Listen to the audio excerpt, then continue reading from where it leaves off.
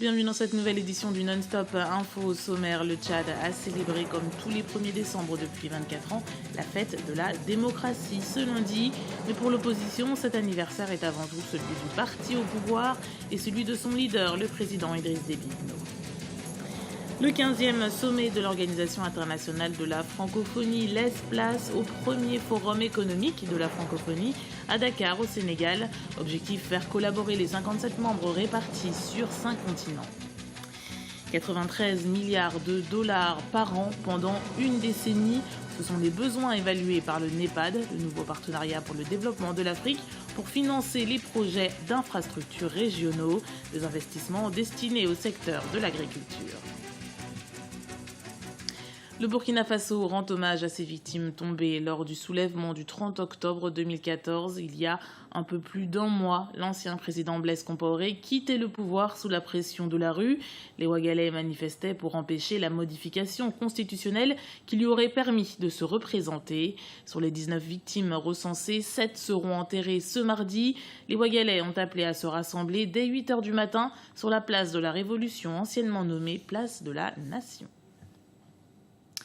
Le Tchad célébrait ce lundi 1er décembre la fête de la démocratie. Et si pour le gouvernement cette date commémore la fin de la dictature, l'opposition ne partage pas cette opinion.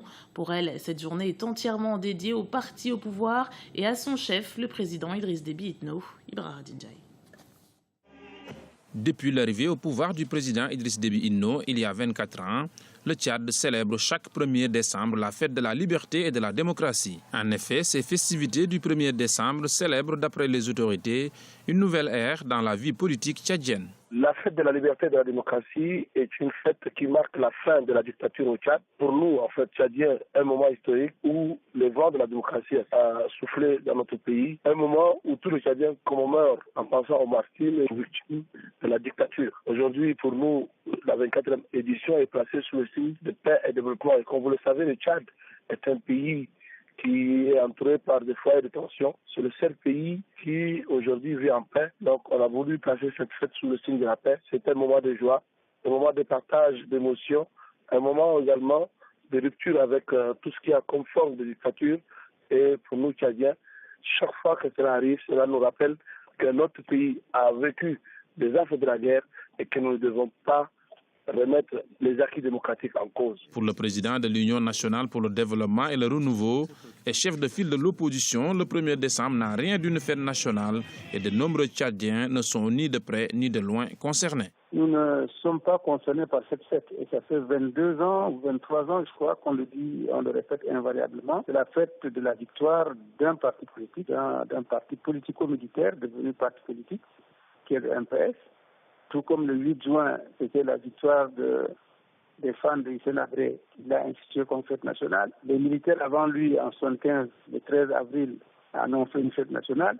Donc je dis que nous sommes dans un pays où il n'y a rien de normal qui se déroule. Si chacun qui prend le pouvoir d'une façon ou d'une autre vient instituer le jour de sa prise de pouvoir comme une journée de fête nationale, il y a là quelque chose qui ne va pas. Et nous ne sommes pas concernés par cette fête qui ne concerne que le MPS, qui ne concerne que son chef, le président Déby. Ce n'est pas une fête nationale pour nous, c'est de l'usurpation. Et je crois que le jour où les choses vont être mises en ordre au Tchad, cette fête-là, elle existera plus automatiquement. Donc voilà notre position qu'on a toujours répétée. L'opposition dénonce les sommes mobilisées à l'occasion de cette fête et promet de supprimer cette célébration dès son arrivée au pouvoir. Le nouveau Parlement tunisien tiendra sa première séance ce mardi 2 décembre en Tunisie dès 10 h du matin, heure locale. C'est en effet la première fois que les députés seront réunis après les élections législatives du mois de novembre. Selon le protocole, c'est l'ancien président de l'Assemblée, Moustapha Benjafar, qui ouvrira la séance avant de laisser la place aux plus âgés des élus. Il sera ensuite remplacé par le nouveau président de l'Assemblée qui énumérera la liste des députés. L'actualité économique, c'est le premier forum économique de la francophonie. Il s'est ouvert ce lundi au Centre international de conférences Abdou Diouf, le CICAD de Diamandjado à Dakar. Un événement qui a immédiatement suivi le 15e sommet de l'organisation les 29 et 30 novembre dans la capitale sénégalaise. Reportage de notre correspondant au Sénégal, El Hadji Ndiaye. Le premier forum économique de la francophonie s'est ouvert ce lundi à Dakar. Objectif, impulser une action collective autour du potentiel économique que représente la francophonie avec ses 720 millions d'habitants et ses 7 milliards 200 millions de dollars de PIB générés par 57 États membres répartis sur 5 continents. Au vu de l'importance du poids économique que représentent les pays membres sur la balance mondiale, il est nécessaire d'adopter une stratégie commune pour la promotion des échanges commerciaux.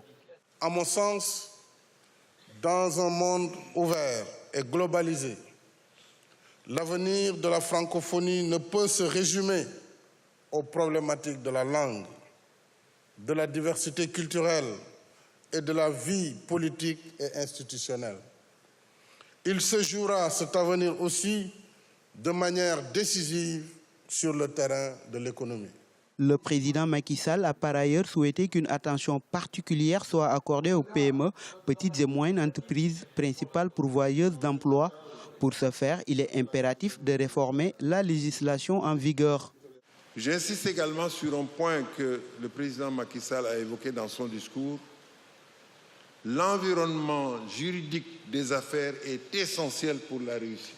D'abord, dans tous nos pays, nous devons être des États de droit avec des tribunaux, des juridictions, une magistrature compétente qui puisse faire face. Mais surtout, nous avons la chance, nous, en Afrique, d'avoir l'OHADA, l'Organisation pour l'harmonisation du droit des affaires en Afrique. Personnalités politiques et économiques débattront pendant 2 jours sur les moyens à mettre en œuvre pour optimiser et encourager les échanges entre les États membres de l'OIF. Ce premier forum économique de la francophonie consacrera également une place de choix aux médias francophones autour de débats sur le numérique et les opportunités qu'il pourrait représenter. Économie toujours et le NEPAD, le nouveau partenariat pour le développement de l'Afrique, mise sur l'agriculture et le développement des infrastructures. Objectif, lutter contre la pauvreté et mettre le continent sur la voie de la croissance et du développement durable. Le responsable des partenariats au sein du NEPAD est revenu ici sur le fonctionnement de cette organisation et sur les mécanismes de financement. Reportage de notre correspondant Birama Saonera. L'agriculture constitue un levier important pour le nouveau partenariat pour le développement de l'Afrique, NEPAD. Objectif, éradiquer la pauvreté et créer des emplois sur le continent. Pour mener à bien cette mission, les dirigeants de cette institution panafricaine invitent les pays à s'investir davantage dans le secteur agricole. Nous encourageons les pays à investir plus en matière d'agriculture. Cela est d'ailleurs ressorti de la conférence que nous avons eue sur le genre et l'agriculture, où de plus en plus de femmes sont impliquées dans l'agriculture et dans l'agrobusiness. Dans le cadre du programme de développement dévoilé lors du sommet tenu à Dakar, les 14 et 15 juin dernier, les experts du NEPAD ont identifié 16 projets régionaux prioritaires en raison de leur impact sur la croissance économique de l'Afrique. Parmi les 16 projets retenus figure en bonne place le développement des infrastructures. L'objectif étant d'améliorer la compétitivité et faciliter l'intégration économique du continent. Ce sont les pays qui prennent la paternité des projets. Pour notre programme d'infrastructure, un projet de route, par exemple, peut intéresser 2 pays frontaliers. Dans ce cas, ils s'organisent en demandant au NEPAD de le coordonner. Pour le financement des infrastructures en Afrique, certains observateurs appellent à un partenariat entre les différents États membres du nouveau partenariat pour le développement de l'Afrique. Lors du dernier sommet du NEPAD tenu à Dakar, il est ressorti que l'organisation continentale a besoin de 93 milliards de dollars par an pendant une décennie afin de financer les projets d'infrastructures régionaux. Et le village de la francophonie organisé au Grand Théâtre de Dakar en marge du sommet a également fermé ses portes. Le village qui avait servi de cadre pour la promotion des produits et des services des pays membres. Le Congo en a par exemple profité pour annoncer les 11e Jeux africains qui auront lieu en 2015 à Brazzaville. Reportage de notre correspondant Jacques Ambokar. Fin du 15e sommet de la francophonie, clôture également des activités au village de la francophonie tenues au Grand Théâtre de Dakar. Si la conférence des chefs d'État et de gouvernement a abouti à l'élection du successeur d'Abdou Diouf, les participants au village de la francophonie ont aussi fait le bilan de leurs activités. C'est le cas de la délégation de la République du Congo qui a profité de ces villages organisés en marge du 15e sommet de la francophonie pour promouvoir les 11e Jeux africains qui auront lieu à Brazzaville en 2015. Bien qu'ils se disent être en retard par rapport au chronogramme des préparatifs, le village de la francophonie leur a servi de tribune pour faire passer le message. Brazzaville attend près de 54 pays africains. Ces Jeux sont qualificatifs pour les Jeux olympiques. Donc toute l'Afrique devait arriver pour avoir la qualification pour les Jeux olympiques. Plusieurs disciplines ont été retenues par les comités techniques de l'Union africaine qui a séjourné à Brazzaville il y a quelques semaines. Parmi celles-ci, on peut citer le football, le basketball, le karaté. Et ce qui est aussi extraordinaire lors de ces Jeux, c'est que nous aurons des sports de démonstration.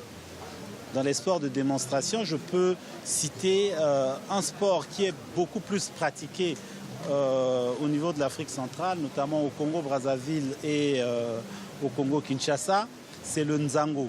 Après les Jeux de 1965, c'est la deuxième fois que le Congo accueille les Jeux africains.